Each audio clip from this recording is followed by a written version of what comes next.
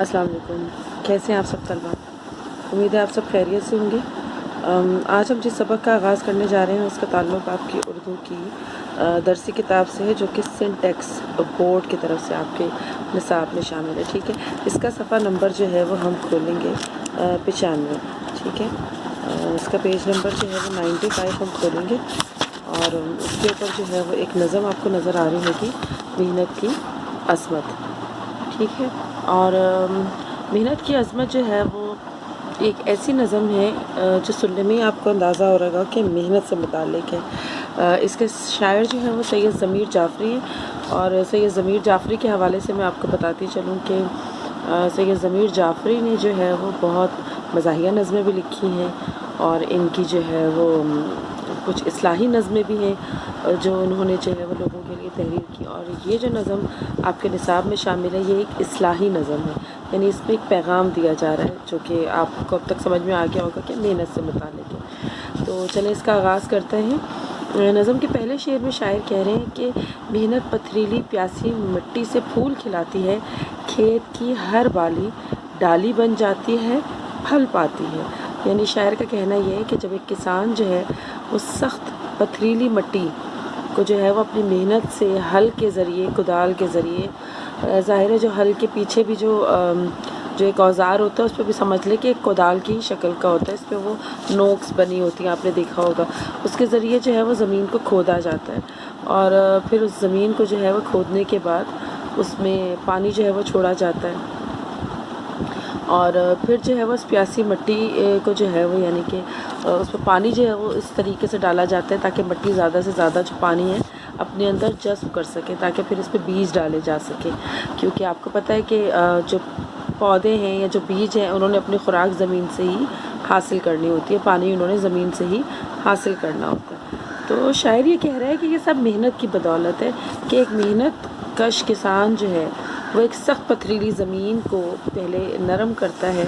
फिर उसमें पानी जो है वो डालता है, फिर उसमें जो है वो बीज डालता है, फिर जो है वो उसके अंदर जब फसल का जो है वो ख्याल रखता है, परिंदों से बचाता है, उसे कीड़े मकोड़ों से बचाता है, उसे वक्त पर खाद देता है, उसे वक्त पर पानी देता है, उसकी हिफाजत करता है, उसको सींचता है, और फिर जो है वो खेत की हर बाली डाली बन जाती है। यानी खेत का हर एक पौधा जो है वो बड़ा होकर उसके ऊपर जो है वो डालियाँ बन जाती हैं, और जो है वो उस डाली में से फिर आपके फल लगते हैं। जो फल होते हैं वो आप तक, यानी उस किसान की मेहनत का भी एक फल होता है। एक तो हमें खाने के लिए फल मिलते हैं, सब्जियां मिलती हैं ना, एक उस किसान की मेहनत का फल भी होता है जो उसे उसकी शक्ल में मिलता है कि उसकी फसल जो है वो बहुत अच्छे से तैयार हो जाए। फिर है मेहनत मैदानों का सोना चांदी है कोसारों पर, मेहनत ही से आज बशर का हाथ है चांद सितारों पर। यानी शायर का कहना ये है कि जो बड़े बड़े मैदान हैं, इन मैदानों के अंदर से, या पहाड़ों को ओसार माने होता है पहाड़, ठीक है, और बशर के मायने होते हैं इंसान। तो शायरी कह रहे हैं कि आज बड़े बड़े मैदानों के अंदर जो है वो जब इन मैदानों को खेतों की शक्ल में तब्दील कर दिया जाता है तो ये सिर्फ मेहनत की ही बदौलत है। और जो पहाड़ों के ऊपर जो है वो जिस तरीके से जो है वो बर्फ़ पड़ती है, या वहाँ से जो है वो रास्तों को निकाला जाता है, उन पहाड़ों के अंदर से सुरंग बनाई जाती हैं, उन पहाड़ों को तस्ख़ीर किया जाता है। आपने देखा होगा लोग बड़े बड़े पहाड़ों को सर करते हैं, बड़ी बड़ी चोटियों को सर करते हैं, चांद सितारों तक जो है वो पहुँच जाते हैं। तो ये सब किसकी बदौलत है? ये सब सिर्फ़ और सिर्फ मेहनत की ही बदौलत है कि आज इंसान का हाथ जो है वो चांद सितारों पर है। इंसान घर बैठे जो है वो चांद सितारों की जो है वो ख़बरें रखता है, उसे पता होता है कि चांद ग्रहण होने वाला है, उसे पता होता है कि सितारों की गर्दिश के ये जो है वो तरीक़ेकार हैं, या इंसान चांद पर कदम भी रख चुका है, आप ये बात अच्छे तरीके से जानते हैं। तो ये सब एक दिन में मुमकिन नहीं हुआ है, इसके पीछे मेहनत है, कई लोगों की मेहनत है। तो ये मेहनत ही है जिसकी बदौलत इंसान पहाड़ों पर भी चढ़ जाता है। ये मेहनत ही है कि इंसान पहाड़ों के अंदर मौजूद जो सोने चांदी के ज़खायर होते हैं, जो कोयला निकालने का जो है वो एक निज़ाम होता है, ये सब कहाँ से मुमकिन है? ये सब सिर्फ़ और सिर्फ मेहनत की ही बदौलत मुमकिन है। फिर वो कहते हैं अगले शेर में, जाने कितने कांटे टूटे उनके नंगे पाँव में, गाँव वाले तब बैठे बरगद की ठंडी छाँव में। बरगद एक दरख्त का नाम है, اور جو ہے وہ اس کی آپ کو پتہ ہے کہ گاؤں میں یہ ہوتا ہے کہ جب لوگ کام کر کے سستانے کے لیے بیٹھتے ہیں، تھوڑی دیر آرام کے لیے بیٹھتے ہیں، تو وہ انہی جو ہے وہ بڑے بڑے درختوں کے نیچے چارپائیاں ڈالتے ہیں اور پھر وہاں بیٹھ کے جو ہے وہ سارا دن کے ان کی جو گزر اوقات ہوئی ہوتی ہے، جو واقعات ہوتے ہیں، جو بھی ان کے مسائل ہوتے ہیں، وہ وہاں بیٹھ کے ایک دوسرے کو بتاتے ہیں۔ تو وہ کہتے ہیں کہ کسان جب محنت کرتا ہے تو اس دوران پتہ نہیں اس کے ننگے پاؤں میں کتنی بار کانٹے چبھتے ہیں، کتنی اسے تکلیف ہوتی ہے، کیسے کیسے موسموں کا وہ سامنا کرتا ہے،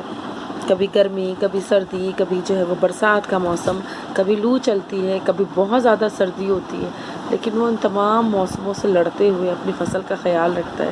فصل اگاتا ہے۔ تو یعنی اس دوران اس کو پتہ نہیں کس کس طرح کے تکالیف کا جو ہے وہ سامنا کرنا پڑتا ہے۔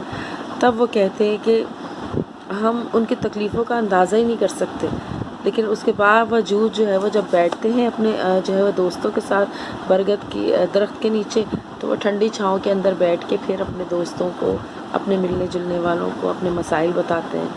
پھر تھوڑی دیر کے لیے آرام کرتے ہیں اور اس کے بعد دوبارہ سے وہی محنت کی زندگی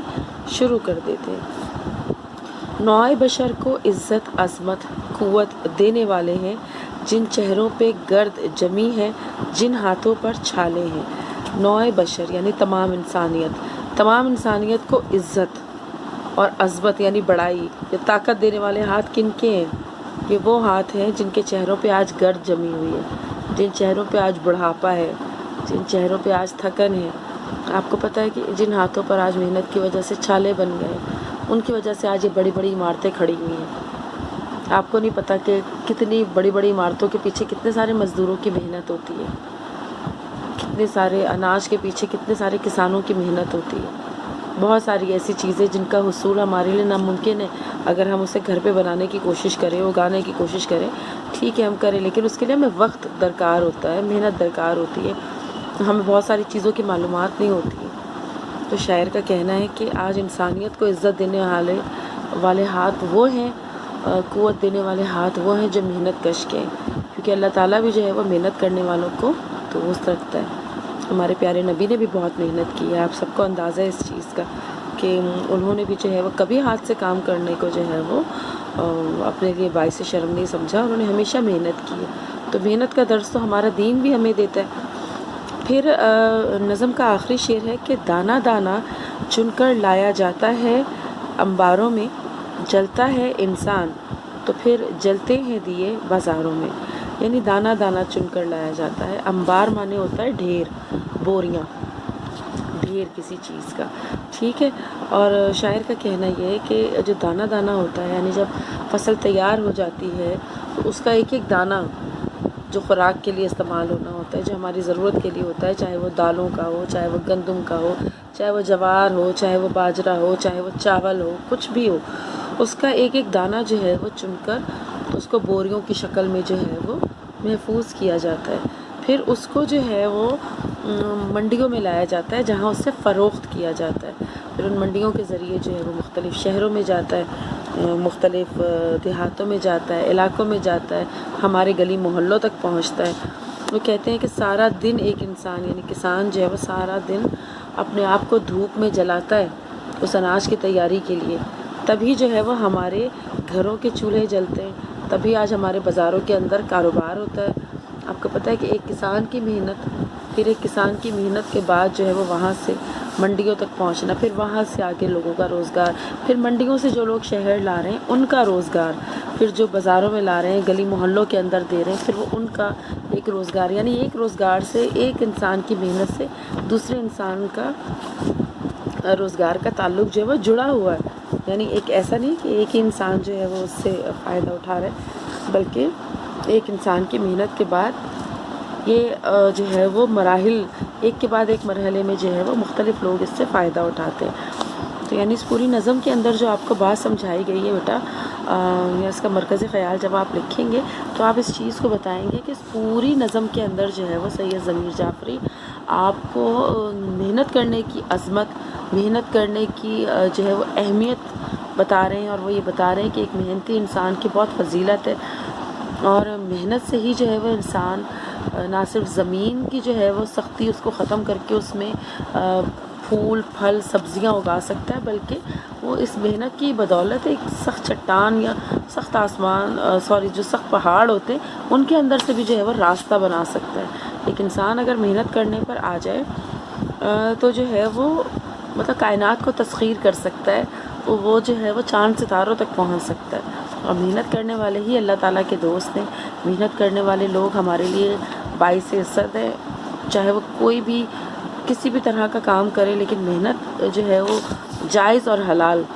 یعنی اس کے اندر یہ عنصر بھی موجود ہونا چاہیے۔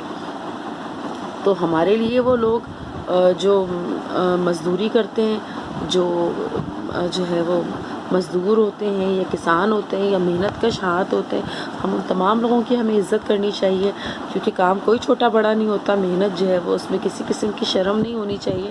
بلکہ محنت کو جو ہے وہ فخر سے کرنا چاہیے، کیونکہ محنت کرنے والے ہاتھ اللہ تعالیٰ کے جو ہے وہ دوستوں کے ہاتھ ہیں۔ سمجھ رہے ہیں آپ؟ تو مجھے امید ہے کہ آپ کو یہ سبق، یہ نظم جو ہے وہ بہت اچھے طریقے سے سمجھ میں آئی ہوگی۔ اگر اس سے متعلق آپ کے ذہن میں پھر بھی کوئی سوال ہو تو آپ مجھ سے ضرور پوچھ سکتے ہیں، اور اس کے ریٹن ٹاسک کے اندر جو ہے وہ آپ لوگوں کو اس کا مرکزی خیال تحریر کرنا ہے۔ اور آپ کو پتہ ہے کہ مرکزی خیال کا جب ہم آغاز کرتے ہیں تو اس میں ہمیں بتانا ہے کہ محنت کی عظمت کے شاعر سید ضمیر جعفری ہیں۔ پھر آپ یہ بتائیں گے کہ انہوں نے اس نظم میں محنت کی عظمت کا یا محنت کی جو ہے وہ اہمیت کا پیغام دیا، اور پھر اس کو آپ اپنے الفاظ میں خود سے کنٹینیو کریں گے۔ جب ایک اچھے آغاز کے ساتھ آپ لکھیں گے تو ایک بہت اچھا مرکزی خیال جو ہے وہ آپ لکھیں گے۔ اور کسی بھی سبق کا، کسی بھی نظم کا مرکزی خیال لکھنے کا طریقہ کار یہی ہوتا ہے کہ آپ پہلے اس کے مصنف کا یا اس کے شاعر کا نام لکھیں، اور اس کے بعد اس کا مقصد بتائیے کہ اس نظم کا یا اس سبق کا مقصد یہ ہے، اور پھر جو ہے وہ مصنف کا یا شاعر کا جو بھی پوائنٹ آف ویو ہے، جو بھی اس کے جو ہے وہ کہنا چاہتے ہیں، اس کو اپنی اون ورڈنگ کے اندر جو ہے وہ مختصراً بیان کر دیجیے۔ تو امید ہے بچوں آپ لوگوں کو یہ سبق، یہ نظم اچھے سے سمجھ میں آئی ہوگی، اور انشاءاللہ آپ سے پھر اگلی کلاس میں ملاقات ہوگی۔ تب تک آپ سب لوگ اپنا خیال رکھنا اور دعاؤں میں یاد رکھنا۔ اوکے، اللہ حافظ۔